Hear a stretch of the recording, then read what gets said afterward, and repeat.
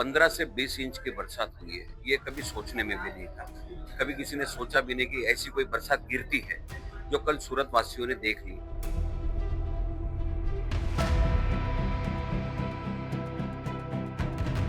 દરેક માર્કેટમાં અંદાજે 100 150 દુકાનો બેઝમેન્ટમાં છે, જે આખી પાણીમાં વહી ગઈ છે. અમારે બહુ નુકસાન થયું છે, કેમ કે અમને ખબર પડી ત્યાંથી આવવામાં અમને 1.5 કલાક થઈ ગયો.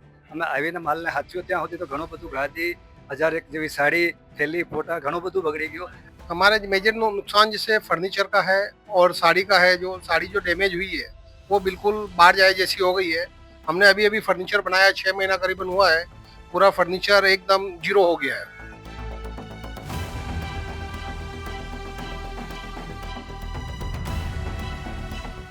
हमारी दुकान में पानी भराई गयो तो और हमें उदनाથી આવી नहीं पाया और आज ये सफाई થઈ નથી। लगभग हमारे 50,000 નું नुकसान है। अंदाजत मैं लाखों में नहीं बोल सकता हूँ, पर करोड़ों में नुकसान हुआ है। ये बहुत ही मतलब सोचने जैसी और समझने जैसी बात है, क्योंकि अचानक एकदम किसी के दिमाग में भी नहीं होता कि ऐसी कोई बरसात गिरेगी।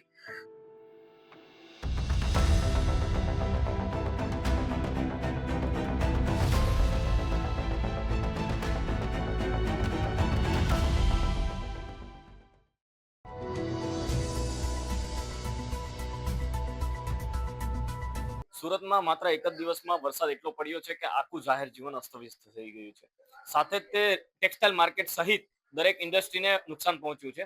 આપણે અત્યારમાં રિંગ રોડ પર આવેલ ટેક્સટાઇલ માર્કેટમાં છીએ। મહાવીર ટેક્સટાઇલ માર્કેટના કેટલાક વેપારીઓ છે જેમની દુકાનમાં પાણી પહોંચી ચૂક્યા છે અને તેમની દુકાનમાં પાણી પહોંચતા તે જે ગ્રાઉન્ડ ફ્લોર ઉપર દુકાનો હતી તેમાં ભારે નુકસાન થયું છે। આપણે કેટલાક વેપારીઓ સાથે વાતચીત કરીએ। બેઝમેન્ટમાં કેટલીક દુકાનો હતી કે જેમાં પાણી ઘૂસી ચૂક્યા હતા અને એમને લાખો રૂપિયાનું નુકસાન થયું છે। આપણે અહીંના કેટલાક વેપારીઓ સાથે વાત કરીએ કે સમગ્ર સ્થિતિ શું હતી, કઈ રીતના પાણી ગળ્યું હતું અને આ લોકોએ હવે શું તૈયારી કરી છે અને તંત્રને શું કહેવા માંગે છે। જી ભાઈ, શું નામ છે આપનું? મારું હિરેન વોરા.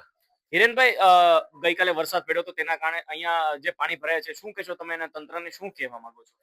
તંત્રમાં તો જે ખાડીમાં પાણી ભરાઈ ગયું હતું એના હિસાબે આવેલું છે, અને બાકી ઉપરથી વરસાદ બી એટલો કાલે જોરમાં હતો એના હિસાબે પાણી ખૂબ આવેલું છે. અહીંયા અંદાજિત આ માર્કેટમાં કેટલી દુકાનો હતી કે જે પાણીમાં પલળી ગઈ હતી?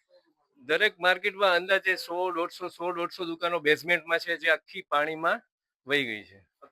આપણે જોઈ શકાય છે કે આખી પાણીમાં દુકાનો અહીંયા ઘણી બધી માર્કેટો આવેલી છે અને તેમાં બેઝમેન્ટમાં જેટલી બી દુકાનો હતી બધી દુકાનોમાં પાણી ભરી ચૂક્યા હતા। આપણે અન્ય વેપારી સાથે પણ વાત કરીએ કે સમગ્ર સ્થિતિ શું હતી ને એ લોકોએ કઈ રીતના અહીંયા ધ્યાન આપેલું હતું। જી ભાઈ, શું નામ છે આપનું? અશોકભાઈ બોરા. અશોકભાઈ, ગઈકાલે વરસાદ હતો અને એમને કારણે તમારે શું નુકસાન થયું છે? અમારે બહુ નુકસાન થયું છે, કેમ કે અમને ખબર પડી ત્યાંથી આવવામાં અમને 1.5 કલાક થઈ ગયો. અમે આવીને માલને હાચ્યો ત્યાં સુધી તો ઘણું બધું ગાદી, 1001 જેવી સાડી, થેલી, ફોટા ઘણું બધું બગડી ગયું. અને અમારે જ નહીં, ફર્નિચરનું નુકસાન તો છે જ. આ ગ્રાઉન્ડ બેસમેન્ટ પર એવી એકે દુકાન નહીં હોય કે જેને ઓછામાં ઓછું 5-15 હજારનું નુકસાન નહીં થયું હોય। જે લોકો સાવચેતી વાપરી એમને બી 5-15 હજારનું નુકસાન થયું જ છે। બાકી અમારા જેવા ઓચિંતા આવ્યા એમને તો વધારે પડતું નુકસાન થયું છે। તમે જોઈ શકો છો કે ગઈકાલે વરસાદ જ એટલા પ્રમાણમાં હતો કે લોકોને પોતાના ઘરેથી દુકાન સુધી આવવામાં વાર લાગી હતી અને તેમના કારણે બી એમને નુકસાન થયું હતું। અને આ સાથે જે અહીંયા માલ સામાન હતો, દુકાન દીઠ તમે કહી શકાય તો 1,00,000 2 લાખ રૂપિયાનું ફર્નિચર કે એનાથી વિશેષ જે માલને નુકસાની થઈ હતી એ લોકોને તો ભોગવવી પડી છે। આપણે અન્ય વેપારી સાથે પણ વાત કરીએ કે સમગ્ર સ્થિતિને કઈ રીતના જોઈ રહ્યા છે। જી ભાઈ, શું નામ છે આપનું? दिनेश कुमार अंका। दिनेश भाई, कल जो बारिश हुई थी उसके तहत आपको कितना नुकसान हुआ और आपके क्या क्या चीजें में बगड़ी? हमारे मेजर नुकसान जैसे फर्नीचर का है और साड़ी का है। जो साड़ी जो डैमेज हुई है वो बिल्कुल बाहर जाए जैसी हो गई है। हमने अभी अभी फर्नीचर बनाया, 6 महीना करीबन हुआ है। पूरा फर्नीचर एकदम जीरो हो गया है। તમે જોઈ શકો છો સામાન્યમાં સામાન્ય જે લોકો છે એમને ફર્નિચરનું તો નુકસાન છે જ, પણ એની સાથે જે માલ સામાનનું પણ નુકસાન છે। કારણ કે તે લોકોને અહીંયા જે પાણી રિંગ રોડ ઉપર પાણી ભરાઈ ગયા હતા, જેને કારણે વેપારીઓને પોતાના ઘરથી રિંગ રોડ સુધી આવવા માટે પણ તકલીફ થઈ હતી અને તેઓ માંડ માંડ અહીંયા પહોંચ્યા હતા અને ત્યારબાદ તે પોતાની દુકાને ગયા તો દુકાનો લગભગ પાણીથી ભરાઈ ગઈ હતી। આપણે અન્ય વેપારી સાથે પણ વાત કરીએ કે સમગ્ર સ્થિતિ શું હતી। શું નામ છે ભાઈ આપનું? સંપતલાલ। ચમકલાલ, આપ કિસ तरह से देखते हो और आपने जो ગઈકાલે જે વરસાદ હતો તેને લઈને તમારે શું નુકસાન થયું છે? हमारी दुकान में पानी भराई गयो तो और हमें उदनाથી આવી नहीं पाया और आज ये सफाई થઈ નથી। लगभग हमारे 50,000 નું નુકસાન થયું। માલનું લાખ 50,000। જે તમે જોઈ શકો છો એક જ દિવસના વરસાદમાં સુરતની આ સ્થિતિ થઈ ગઈ છે. અને તમે મારી પાછળ અહીંયા જો તો આ આખો જે જગ્યા છે ત્યાં લોકો સાફ સફાઈ કરી રહ્યા છે. નીચે જે કાદવ કીચડ ને બધું તમે જોઈ શકો છો કેટલા પ્રમાણમાં આ જે નુકસાન થયું છે વેપારીઓને. અને અત્યારમાં જે વેપારીઓ છે એમનો આ પલ્લેલો માલ છે. પલ્લેલા માલમાં હવે વેચાણ માટે તો કોઈ વ્યવસ્થા છે જ નહીં, પણ આ જે માલને નુકસાન થયું છે વેપારીને જ ભોગવવાનો વારો આવ્યો છે. આ પ્રકારનો વરસાદ સુરતમાં છેલ્લા કેટલા વર્ષોથી થયો નથી. અને જ્યારે એક સાથે વરસાદ થયો છે ત્યારે તમે જોઈ શકો છો કે એક જ દિવસમાં 18 ઇંચ સુધી વરસાદમાં સુરતની આ સ્થિતિ દેખાઈ રહી છે. એટલે તમે કલ્પના કરી શકો કે પ્રી મોન્સૂન કામગીરી જે એસએમસી દ્વારા કહેવામાં આવે છે એનો કોઈ સ્થિતિ કે હકીકત હોતી નથી. કારણ કે જો વરસાદ પડે એક સાથે અને આ પ્રકારની સ્થિતિ થઈ જાય અને સામાન્ય જનતાને આ સ્થિતિનો ભોગ બનવો પડે તો એ કેટલું શરમજનક છે એ પણ એક વિચારવાનો વિષય છે. આ સાથે તમે જોઈ શકો છો અહીંના દ્રશ્યો કે જ્યાં જે આખું બેઝમેન્ટ છે બેઝમેન્ટમાં પાણી દુકાનની અંદર ગયા છે. અને તમે અહીં જોઈ શકો છો કાદવ કિચડ ને દરેક વસ્તુ આ બેઝમેન્ટના દુકાનો છે. 100 થી વધારે 150 થી વધારે દુકાનો છે. આ દુકાનોમાં પાણી ચડ્યા ગયા હતા અને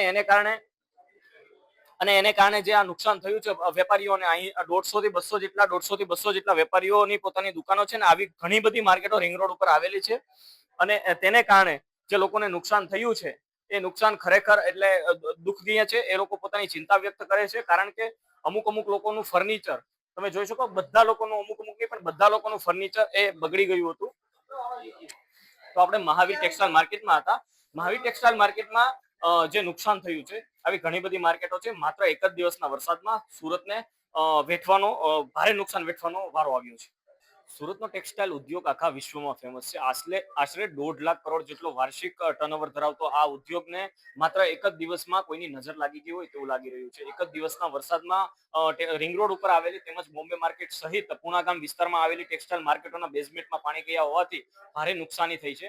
આપણી સાથે છે અત્યારમાં ફોસ્ટાના મહામંત્રી દિનેશભાઈ સાથે વાત કરીએ કે આશરે આ ટેક્સટાઇલ માર્કેટમાં કેટલું નુકસાન થયું છે અને માત્ર એક જ દિવસ વરસાદમાં જે ટેક્સટાઇલ માર્કેટો બંધ રાખવામાં આવી હતી 2 દિવસ તેમજ હવે કેટલું नुकसान થયું છે वगैरह बात करिए આપણે દિનેશભાઈ से जी दिनेशभाई अभी जो एक दिन की बारिश हुई है उस बारिश के तहत टेक्सटाइल मार्केट को कितना नुकसान हुआ है और आप किस तरह से देखते हैं? 15 से 20 इंच की बरसात हुई है, ये कभी सोचने में भी नहीं था। कभी किसी ने सोचा भी नहीं कि ऐसी कोई बरसात गिरती है जो कल सूरत वासियों ने देख ली। उसकी वजह से रोड के ऊपर हर जगह पानी लबालब भर गया। तो जो बेसमेंट्स है उनके अंदर तो 8 फुट 10 फुट जैसा पानी भी इकट्ठा हुआ। ये सब पूरे ये एरिया में नहीं, पूरे टेक्सटाइल इंडस्ट्री जहां जहां फैली हुई है सब जगह ये दिक्कत आई। उसके साथ में ट्रांसपोर्टरों का भी बड़ा नुकसान हुआ।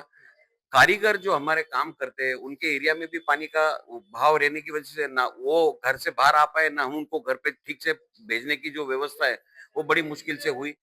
वो सबको ध्यान में रखते हुए और वापस 48 घंटे की जो अगई थी वो अगई को देखते हुए हमने ये निर्णय लिया कि एक बार एक दिन का टेक्सटाइल इंडस्ट्री को एक शांति रखे, ताकि कल से वापस हम लोग रूटीन में आ सके और जो नुकसान है या जो व्यापारियों के अंडरग्राउंड में ग्राउंड में कहीं पे भी जो पानी भरा हुआ है या जो भी नुकसान हो रहा है उनको वो फटाफट क्लीन कर सके और कल से सुचारू रूप से वापस अपने व्यवसाय पे चल सके।